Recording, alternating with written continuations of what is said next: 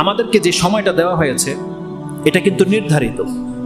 কেউ আল্লাহর বেঁধে দেওয়া নির্ধারিত সময়ের বাইরে কিন্তু কেউ এই দুনিয়াতে থাকতে পারবেন না। এবং আল্লাহ সুবহানাহু ওয়া তাআলা যাকে যেইভাবে রেখেছে আপনি অতটাই পাবেন, এর বাইরে নয়। আল্লাহ সুবহানাহু ওয়া তাআলা কোরআনে কথাগুলোকে এইভাবে বলেছে, যেমন একটা আয়াত রয়েছে আপনি পাবেন, সেটা সূরা আরাফ 7 নম্বর সূরার 34 নম্বর আয়াতে আল্লাহ সুবহানাহু ওয়া তাআলা বলছেন, ওয়ালিকুল্লি উম্মাতিন আজাল, সময় বেঁধে দেওয়া হয়েছে। ওয়ালিকুল্লি উম্মাতিন আজাল ফাইযা জাআ আজালুহুম লা ইস্তাখিরুনা সাআতান ওয়ালা ইস্তাকদিমুন। আল্লাহ বলছেন, বান্দা তুমি আল্লাহর ফয়সালাটাকে এইভাবে গ্রহণ করো। তোমার মৃত্যু যেই দিন লেখা আছে, যেই মুহূর্তে, আল্লাহ তার আগেও তোমার কাছে ফেরেশতা পাঠাবে না, কিন্তু ওই মুহূর্তটা যদি এসে যায় বান্দার 1 সেকেন্ডও দেরি করা হবে না। এটা হয়ে যাবে আকস্মিক, চট করে ফেরেশতা চলে আসবে, মালাকুল মউত হঠাৎ করে আসবে, বাগতা হঠাৎ করে চলে আসবে আযাব আপনার প্রতি, হঠাৎ করে আপনি মালাকুল মউত আপনার সামনে উপস্থিত পাবেন। আল্লাহ সুবহানাহু ওয়া তাআলা বলছেন, সেই সময় যদি কোনো ব্যক্তি আল্লাহর কাছে অপশনও চায়, রাব্বি লাউলা আখারতানি ইলা আজালিন কারীব, আল্লাহ যদি আরেকটু সময় আমাকে দেন, আরেকটু সময়, তখন তার খারাপ ইচ্ছা থাকবে না, ভালো ইচ্ছার জন্যই বলবে, লাউলা আখারতানি ইলা আজালিন কারীব ফাআসাদদাক ওয়া আকুম মিনাস সালিহিন, আল্লাহ আমি সাদকা করতাম এবং আমি একেবারে সৎ কর্মশীল ব্যক্তি হয়ে আপনার সামনে আল্লাহ উপস্থিত হতাম, আমার একটু সময় শুধু দেন। আল্লাহ বলছেন, ওয়ালা ইউআখিরুল্লাহু নাফসান ইযা জাআ আজালুহা, আল্লাহ বলছেন কোন ব্যক্তির সেই সময়টা যখন চলে আসবে সামান্য একটু সময় তাকে ছাড় দেওয়া হবে। এই কথাটিকে আল্লাহ সুবহানাহু ওয়া তাআলা সূরা মুনাফিকুনের মধ্যে উল্লেখ করেছেন, যেটা আপনি 10 এবং 11 নম্বর আয়াতে পেয়ে যাবেন। এটা মুনাফিকুন 63 নম্বর সূরা 10 এবং 11 নম্বর আয়াত। আল্লাহ বলছেন, সেই দিন প্রত্যেকটা ব্যক্তি মালাকুল মউত দেখে ফেললে সে আল্লাহর কাছে এই কথাটা বলবে, রাব্বি লাউলা আখারতানি ইলা আজালিন কারীব, একটু সময় আল্লাহ আমাকে দেন, আমি একটু সাদকা করে আসি, আমি একটু ভালো কিছু করে আসি। আল্লাহ সুবহানাহু ওয়া তাআলা কি রেখেছে বলছেন, প্রত্যেকটা ব্যক্তির একটা নির্দিষ্ট সময় আমি বেঁধে দিয়েছি বান্দা, এটা প্রত্যেকের আসবে, কিন্তু যখন চলে আসবে কোনো ব্যক্তিকে কিন্তু ছাড় দেওয়া হবে না।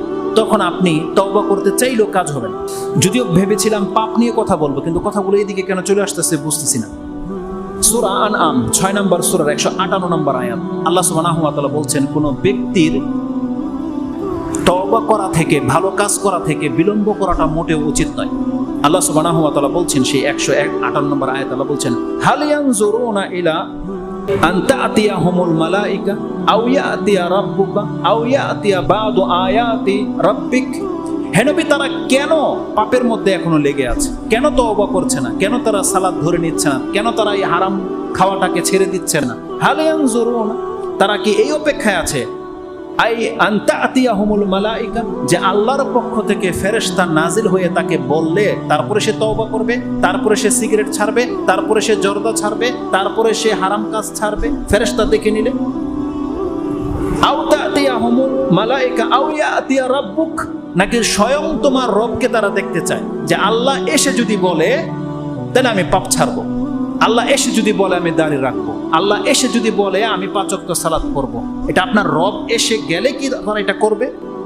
আল্লাহ সুবহানাহু ওয়া তাআলা বলছেন, নাকি তারা এমন কোনো নিদর্শন দেখার জন্য অপেক্ষা করছে যে আপনার রবের কোনো নিদর্শন আসলে তারা এই হুজুরদের কথা মেনে নেবে, ইমামের কথা মেনে নেবে, তারা বাপ্পার কথা মেনে নেবে, তারা হক কথাটাকে গ্রহণ করে নেবে, কোন একটা নিদর্শন দেখতে চায়।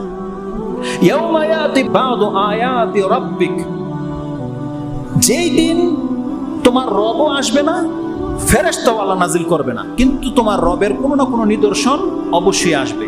কিন্তু যেই দিন এই নিদর্শনটা এসে যাবে, আল্লাহ সুবহানাহু ওয়া তাআলা বলছেন, বাদু আয়াতি রাব্বিকা লা ইয়ানফাউ নাফসুন ঈমানুহা লাম তাকুন আমানাত মিন ক্বাবল আও কাসাবাত ফি ঈমানিহা খায়রা। আল্লাহ সুবহানাহু ওয়া তাআলা বলছেন, সেই নিদর্শনটা আসার আগে যদি তারা ঈমান না নিয়ে আসে, অথবা যারা মুসলিম তারা যদি ভালো কিছু না করে, তার মানে ওই নিদর্শন দেখে নেওয়ার পরে যদি ভালো কাজ করতে চায়, তার কোনো কাজ হবে না। আল্লাহ সুবহানাহু ওয়া তাআলা বলছেন সেটা তার কোনো কাজে আসবে না। এর আগে কি করতে হবে আমাদেরকে? আল্লাহ সুবহানাহু ওয়া তাআলা বলছেন সেটা তোমাকে তার আগেই হতে হবে। আও কাসাবাত ফি ঈমানিহা খায়রা কুল ইনতাজিরু ইন্না মুনতাজিরুন, আল্লাহ বলছেন তারাও যেন অপেক্ষা করে, আমিও অপেক্ষা করতেছি তাদের শেষ পরিণাম সম্পর্কে। অতএব আল্লাহ সুবহানাহু ওয়া তাআলার কাছে বিলম্ব করা উচিত নয়। আমাদের অবস্থা যেন ফেরাউনের মতো না হয়। ফেরাউন কি করেছিল? যখন সে ডুবে যাচ্ছিল, এটা আপনি পাবেন সূরা ইউনুস বা সূরা ইউনুস 10 নম্বর সূরা 90 91 নম্বর আয়াতে। যখন ফেরাউন ডুবে যাচ্ছিল, আদরাকাহুল গারাক, আল্লাহ সুবহানাহু ওয়া তাআলা বলেছেন, মানে এখন যখন তার পানির মধ্যে ডুবে যাচ্ছে তখন বলছে আমানতু আন্নাহু লা ইলাহা ইল্লাল্লাযী আমানাত বিহি বনু ইসরাঈল, আমি সেই সত্তার প্রতি ঈমান আনলাম যেই সত্তার প্রতি ঈমান এনেছে বনি ইসরাঈলরা। ওয়া আনা মিনাল মুসলিমিন, এবং ফেরাউন বলতেছে এবং আমি মুসলিমদের অন্তর্ভুক্ত। তারপরের আয়াতে আল্লাহ সুবহানাহু ওয়া তাআলা বলছে আল আন, এখন তুমি বলতেছো ওই মরে যাওয়ার সময় ওয়াকাদ আসাইতা কাবলু ওয়া কুনতা মিনাল মুফসিদিন, অথচ একটু আগে তুমি ফাসাদকারী ছিলা, একটু আগে তুমি সীমালঙ্ঘন করেছো, ফাসাদকারী ছিলা, কুনতা মিনাল মুফসিদিন।